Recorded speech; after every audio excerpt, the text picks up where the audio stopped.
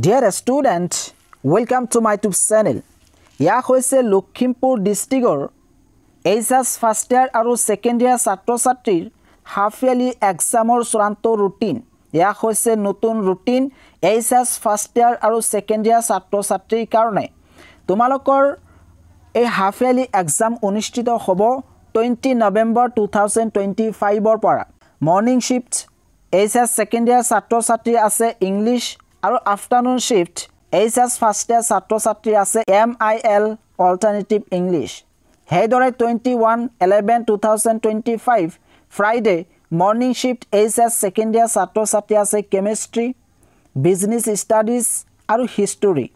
আৰু afternoon shift HS first year ছাত্ৰ-ছাত্ৰী আছে বায়োলজি, এডুকেশ্যন।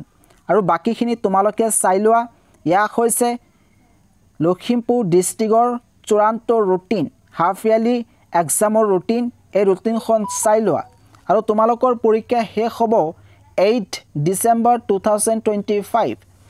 ডিচেম্বৰ মাহত হাফ ইয়াৰলি এক্সাম শেষ হ'ব। জানুৱাৰী মাহত তোমালোকৰ প্ৰি ফাইনেল এক্সাম লগতে প্ৰেক্টিকেল এক্সাম অনুষ্ঠিত হ'ব আৰু ফেব্ৰুৱাৰী মাহতেই কিন্তু ফাইনেল পৰীক্ষা অনুষ্ঠিত হ'ব। গতিকে এতিয়া এক্সাম আৰু এক্সাম এই এক্সামৰ সময়ত তোমালোকে কেনেকৈ পঢ়িবা এই বিষয়ে অলৰেডি মই এটা ভিডিঅ' বনাইছোঁ। সেই ভিডিঅ'টো যদি চোৱা নাই তেতিয়াহ'লে চাই ল'বা। আৰু 2026 বৰ্ষৰ হায়াৰ ছেকেণ্ডাৰী চূড়ান্ত পৰীক্ষা কেতিয়া অনুষ্ঠিত হ'ব পাৰে এই বিষয়ে এক্সপেক্টেড এটা ৰুটিন প্ৰকাশ কৰা হৈছে।